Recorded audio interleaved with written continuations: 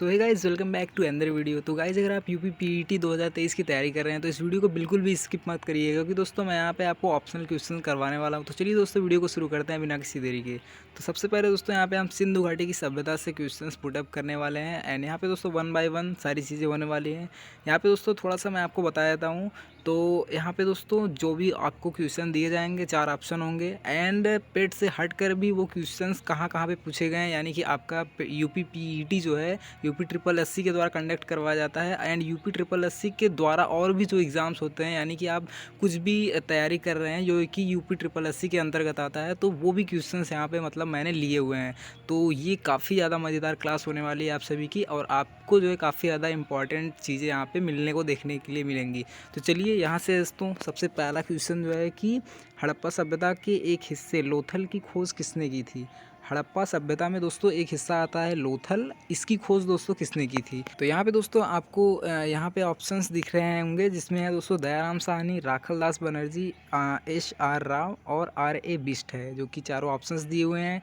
ये क्वेश्चन दोस्तों ग्राम विकास अधिकारी परीक्षा 2018 के सेकंड शिफ्ट में हुआ था। तो चलिए जानते हैं इसके हम आंसर के बारे में। दोस्तों जो एस आर राव जी थे, उन्होंने दोस्तों यहाँ पे लोथल की खोज की थी, जो कि हड़प्पा सभ्यता का एक पार्ट है। तो यहाँ पे दोस्तों इनके बारे में थोड़ा सा और है, आप देख सकते हैं कि अहमदाबाद जिले गुजरात में भोगवा नदी के तट पर स्थित लोथल की खोज एस आर राव ने वर्ष 1955 और 62 में की थी। तो दोस्तों क्वेश्चन में पूछा गया था केवल कि किसने की थी, बट यहाँ पे दोस्तों आपको 2-3 चीज़ें और क्लियर हो जाती हैं कि अहमदाबाद जिले गुजरात में भोगवा नदी के तट पर स्थित लोथल की खोज एस आर राव ने वर्ष 1955 और 62 के बीच में की थी। तो यहाँ पे दोस्तों आपको एक चीज़, दो चीज़, 3 चीज़ और 4 चीज़ें यहाँ पे क्लियर होती हैं। तो इस तरीके से दोस्तों आपको मज़ेदार क्लास में यहाँ पे हमेशा प्रोवाइड कराता रहूँगा। तो प्लीज़ वीडियो को लाइक करके शेयर करिए, अपने दोस्तों के साथ सब्सक्राइब करिए साथ में चैनल को। चलिए नेक्स्ट क्वेश्चन पे चलते हैं दोस्तों। नेक्स्ट क्वेश्चन है कि हड़प्पा काल का इनमें से कौन सा नगर 3 भागों में विभाजित था। हड़प्पा काल का इनमें से कौन सा नगर 3 भागों में विभाजित था दोस्तों। तो ऑप्शन है यहाँ पे कि लोथल, मोहनजोदड़ो, कालीबंगा या फिर धौलावीरा। ये क्वेश्चन दोस्तों यहाँ पे आप देख सकते हैं कि पूछा गया है UP triple SC computer operator परीक्षा 2018 में, एंड यहाँ पे दोस्तों इसका जो ऑप्शन नंबर डी है धौलावीरा, ये दोस्तों करेक्ट है। तो चलिए इसके बारे में थोड़ा सा और हम लोग जान लेते हैं। तो आप देख सकते हैं कि हड़प्पा काल का धौलावीरा नगर 3 भागों में विभाजित था। यह गुजरात राज्य के कच्छ ज़िले में स्थित है। इसे स्थानीय रूप से कोटदा टिम्बा के नाम से भी जाना जाता है। तो जो धौलावीरा है दोस्तों, ये हड़प्पा काल का जो धौलावीरा नगर है, ये 3 भागों में विभाजित तो था ही था, और ये दोस्तों साथ ही साथ गुजरात राज्य के कच्छ ज़िले में स्थित है। स्थानीय रूप से दोस्तों इसे कोटदा टिम्बा के नाम से जाना जाता है। तो इस तरीके से दोस्तों सारी चीज़ें मैंने अंडरलाइन कर दी हैं, जो कि आपके लिए इंपॉर्टेंट है। चलिए नेक्स्ट चलते हैं हम। नेक्स्ट क्वेश्चन यहाँ पे है दोस्तों कि सिंधु घाटी सभ्यता के बारे में इनमें से कौन सा कथन सत्य है। तो यहाँ पे ऑप्शंस हैं दोस्तों कि सिंधु लोग कपास का उत्पादन करने वाले पहले थे, उन्होंने लकड़ी के बक्से में अनाज भंडारित किया, सिंधु घाटी सभ्यता पंजाब, सिंध, बलूचिस्तान, गुजरात, राजस्थान और पश्चिम बंगाल के कुछ हिस्सों को कवर करती है, सिंधु लोग कुत्ते, बिल्लियों और घोड़ों को बड़े पैमाने पर पालते थे। दोस्तों इस क्वेश्चन का जो राइट आंसर है वो है दोस्तों यहाँ पे आप देख सकते हैं, ये क्वेश्चन पूछा गया यूपी ट्रिपल एससी ग्राम विकास अधिकारी परीक्षा फर्स्ट शिफ्ट में 2018 में पूछा गया था। तो यहाँ पे दोस्तों जो सिंधु घाटी सभ्यता के बारे में सबसे सटीक कथन है, यानी कि सबसे सत्य कथन है, वो है दोस्तों कि सिंधु लोग कपास का उत्पादन करने वाले पहले थे। ओके, चलिए नेक्स्ट पे चलते हैं दोस्तों। थोड़ा सा और इसके बारे में है कि संदैवकालीन अर्थव्यवस्था सिंचित कृषि अधिशेष, पशुपालन, दस्तकारी तथा आंतरिक और विदेश व्यापार पर आधारित थी। यहाँ से प्राप्त वनस्पति अवशेष के आधार पर कहा जा सकता है कि यहाँ के लोग गेहूँ, जौ, ज्वार, बाजरा, चावल की खेती करते थे। सर्वप्रथम कपास का उत्पादन भी इन्हीं लोगों ने किया था दोस्तों। यूनानी से हिंडन कहते थे, क्योंकि इसकी जो है उत्पत्ति सिंधु से हुई थी। चलिए नेक्स्ट क्वेश्चन पे चलते हैं दोस्तों हम। तो यहाँ पे दोस्तों नेक्स्ट क्वेश्चन आप देख सकते हैं कि लिखा हुआ है कि मोहनजोदड़ो शब्द का अर्थ है। ये दोस्तों काफ़ी बार आपके मतलब हर किसी भी एग्ज़ाम में पूछा गया है, जो भी एसएससी या फिर यूपीएससी वगैरह से कंडक्ट होते हुए हैं। यूपी ट्रिपल एससी में दोस्तों काफ़ी बार पूछा गया है कि मोहनजोदड़ो शब्द का क्या अर्थ है। ये दोस्तों अपर एग्ज़ाम्स में भी पूछा जाता है और लोअर एग्ज़ाम्स में भी पूछा जाता है। तो ये दोस्तों काफ़ी इंपॉर्टेंट क्वेश्चन है। ऑप्शंस हैं कि पसंदीदा शहर, माउंट ऑफ द डेड, रहने की जगह, एक बाजार क्षेत्र। ये क्वेश्चन दोस्तों हाल ही में अभी ग्राम विकास अधिकारी परीक्षा 2018 में आया हुआ था यूपी ट्रिपल एससी के द्वारा। तो ये दोस्तों माउंट ऑफ द डेड इसका जो है करेक्ट आंसर है कि जो डेड बॉडीज़ की माउंट पाई गई थी, यानी कि एक तरीके से आप कह सकते हैं कि एक पर्वत पाया गया था जहाँ पे सारे कंकाल्स पाए गए थे मनुष्यों के, तो वो दोस्तों उसका नाम मोहनजोदड़ो रखा गया था। तो ये रहा इसका आंसर। चलिए नेक्स्ट पे चलते हैं।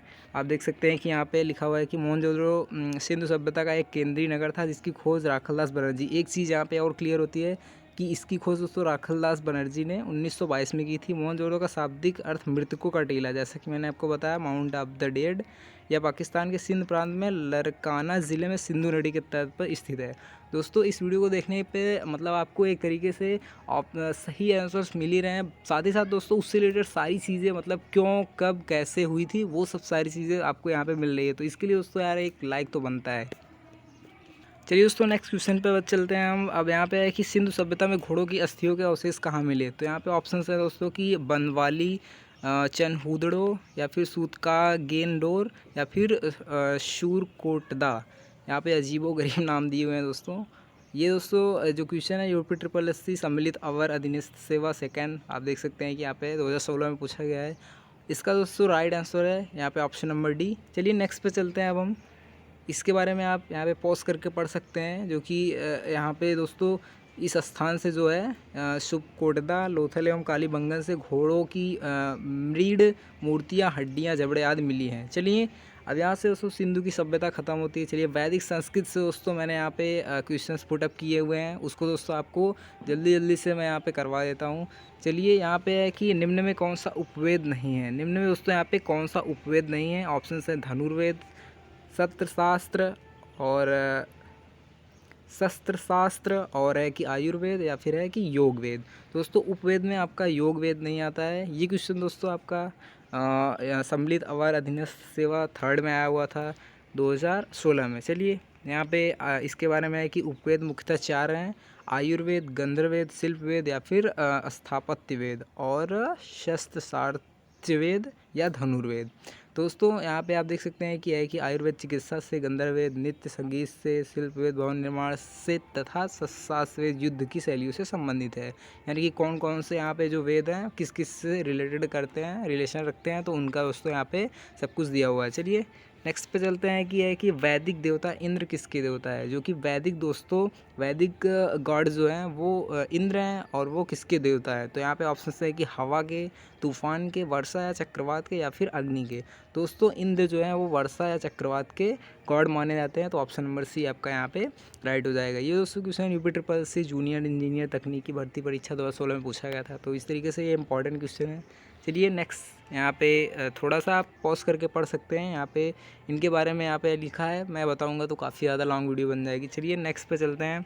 नेक्स्ट क्वेश्चन यहाँ पे दिया हुआ है कि दोस्तों कि पंचगव्य में निम्नलिखित में से क्या सम्मिलित नहीं किया जाता है। पंचगव्य में दोस्तों क्या क्या नहीं सम्मिलित किया जाता है, यहाँ पे जो ऑप्शंस दिए हुए हैं यूपी ट्रिपल एससी अमीन परीक्षा 2016 में पूछा गया है। गाय का दूध, गाय का गोबर, गाय का घी, या फिर तुलसी। तो दोस्तों पंचगव्य में तुलसी को नहीं इंक्लूड किया जाता, तो ऑप्शन नंबर डी यहाँ पे करेक्ट हो जाता है।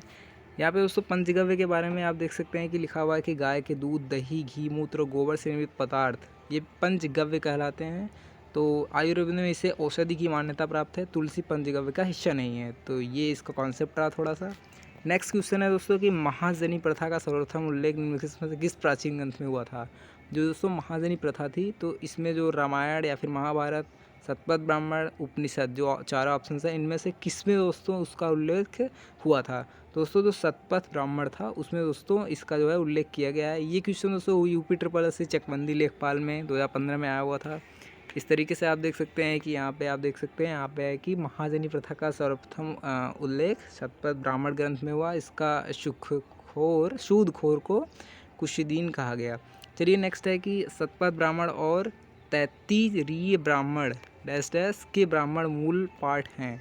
तो ये राजस्व लेखपाल परीक्षा 2015 में आया था।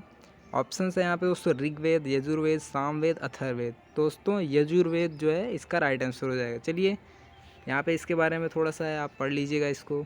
नेक्स्ट है कि वेदों के गद्य प्रकरण क्या कहलाते हैं। ऑप्शन हैं उपनिषद, संहिता, ब्राह्मण, आरण्यक। तो ऑप्शन नंबर सी यहाँ से दोस्तों राइट आंसर हो जाएगा। थोड़ा सा इसके बारे में आप देख सकते हैं यूपी ट्रिपल एससी कनिष्ठ सहायक परीक्षा 2015 में पूछा गया था। यहाँ पे इसके बारे में थोड़ा सा है दोस्तों, आप पॉज करके पढ़ लीजिएगा। चलिए फटाफट से हम सारी चीज़ों को कर लेते हैं। तो यहाँ पे दोस्तों है कि प्राचीनतम वेद कौन सा है। सबसे प्राचीन दोस्तों वेद कौन सा है।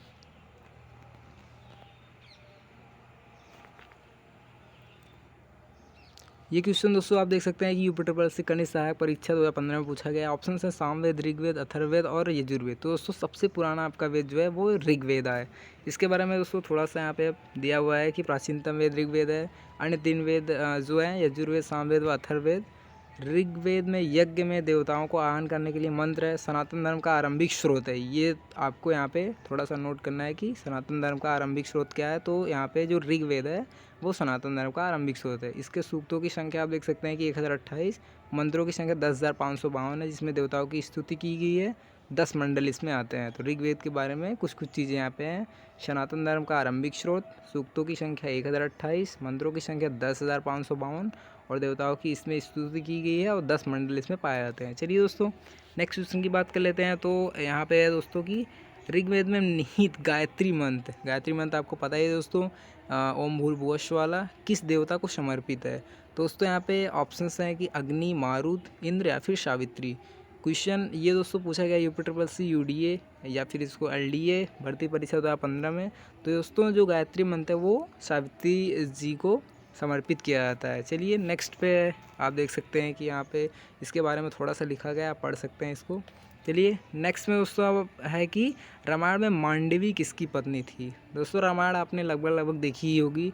उसमें दोस्तों मांडवी का जो मतलब मांडवी जो थी वो किसकी पत्नी थी। तो ऑप्शन है यहाँ पे लक्ष्मण, भरत, मेघनाद या फिर सुग्रीव।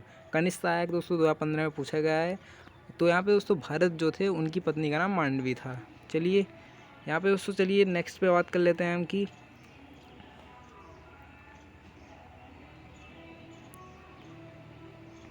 नेक्स्ट क्वेश्चन की बात कर ले दोस्तों। तो है कि महाभारत में वर्णित कुरुक्षेत्र की लड़ाई कितने दिन तक लड़ी गई थी। तो महाभारत की दोस्तों यहाँ पे ऑप्शंस हैं कि 16 दिन, 18 दिन, 20 दिन या फिर 24 दिन। ग्राम विकास अधिकारी परीक्षा 2018 सेकंड शिफ्ट में दोस्तों एक क्वेश्चन पूछा गया था। तो इसका ऑप्शन है दोस्तों 18 दिन, यानी कि ऑप्शन नंबर बी। तो आज के लिए बस इतना ही दोस्तों। UP triple S C PET की अगर आप तैयारी कर रहे हैं तो इसी तरीके से कंटिन्यू रखिए। यहाँ पे दोस्तों मैं अपने यहाँ पे फर्स्ट लेक्चर जो कि सिंधु घाटी की सभ्यता और दोस्तों जो था उसको करवा दिया है मैंने। तो चलिए मिलते हैं किसी नेक्स्ट वीडियो में। वीडियो अच्छा लगा तो प्लीज़ लाइक करके सब्सक्राइब करिएगा, चैनल को शेयर करिएगा अपने दोस्तों के साथ। तब तक के लिए धन्यवाद।